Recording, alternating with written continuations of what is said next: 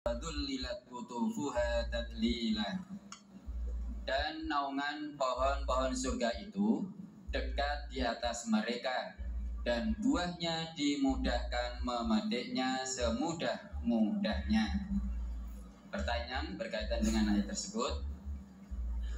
Naungan pohon-pohon surga itu dekat di atas mereka, dan buahnya dimudahkan memetiknya semudah-mudahnya.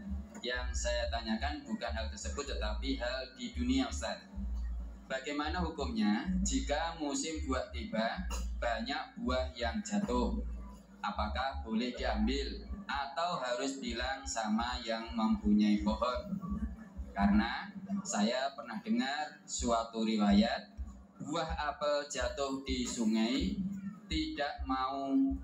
gak mau makan sebelum tahu ujung pangkalnya pohon tersebut. Tapi kalau orang yang punya pohon sebelumnya sudah kasih izin suruh metik, berarti gak usah izin lagi. Apakah ini? Maaf, ini saya benar-benar membuat risau saya. Walaupun ini masalah kecil, takut mengundang dosa. Lah itu buahnya jatuhnya di mana? Dulu riwayat itu yang jatuh di sungai itu sebagai bentuk kehati-hatian biar yang masuk ke dalam perutnya itu semuanya itu halal. Tapi kalau buah itu kemudian buahnya itu keluar dari pekarangan rumahnya, manglung di jalan, ya itu sudah milik umum. Yang manglung di jalan itu, iya, yang manglung di jalan itu sudah milik umum. Maka jangan berlaku bakhil. Bahkan jika pohon kita berbuah delalah manglung ning pekarangan tonggo ning ngregeti tok ora itu dipetik, dolim kita. Sehingga tetangga mau ngentuk sampah dari daun-daun pohon kita, metik siji kok ora itu, dolim kita. Dolim.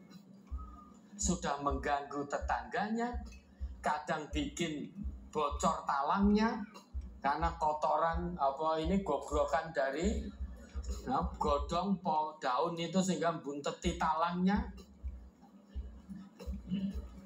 Wes ngono mung kambonan buahe tok, talange borot, reget pekarangannya, tapi tidak pernah dapat rasanya.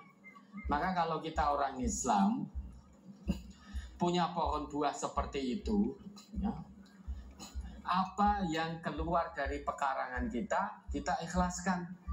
Itu milik orang-orang yang lewat di jalan itu. Kita ikhlaskan.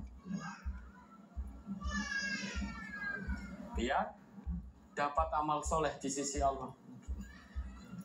Lah kalau kita yang lewat di jalan itu gimana? Apa boleh ngambil? Jangan, kita jangan ngambil. Nembung, ya. Nembung sih. Tadi konteksnya kalau kita yang punya pohon itu. Maka kalau kita yang punya pohon berbuah itu sudah ikhlaskan. Yang manglung keluar itu sudah, siapapun mau ngambil silahkan. Kita ikhlaskan, itu sebagai amal soleh. Tapi kalau kita yang lewat, lagi manglung jalan pedek wae, jangan, ya. Jangan. Kalau memang ingin merasakan itu ya nembung, ya. Nembung. Lah kalau sudah jatuh bagaimana? Kalau saudara jatuh itu tahu, misal jatuh di depan rumah pemiliknya, ya diambil saja buah yang jatuh itu, terus dodoki rumahnya. Berikan itu buah itu pada pemiliknya tadi. Pangapunten niki manggane pun mateng dawah. Sudah begitu. paling ya kalau yang punya pun kagem panjenengan mawon matur nuwun kan ngoten.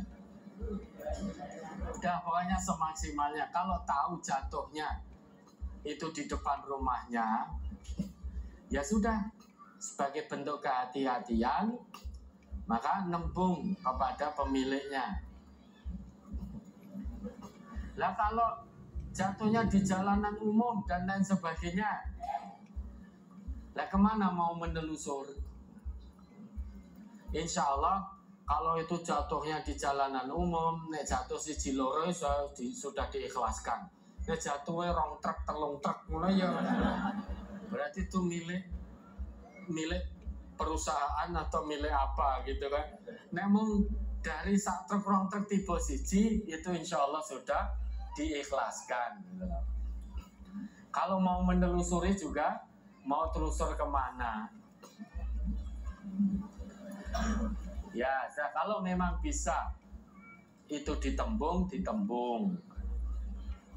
Tapi kalau memang betul-betul tidak tahu, menemukan hanya 1 buah, 2 buah, ya, insya Allah itu sudah diikhlaskan. Tapi kalau 1 truk, 2 truk lah, itu pemiliknya pasti dia bisa dilacak. Itu tentu milik perusahaan atau milik apa, atau milik home industri yang baru kulaan. Terus terjadi masalah di tengah jalan dan lain sebagainya, guling truknya, lah itu jangan dijarah. Kan ada toh yang orang kena musibah membawa minyak, guling truknya, minyaknya malah dijarah. Dosa itu tidak boleh itu, karena pemiliknya sudah cetok itu. Kan ada itu berita-berita itu membawa minyak, guling truknya, minyaknya dijarah. Membawa beras, guling truknya, berasnya dijarah.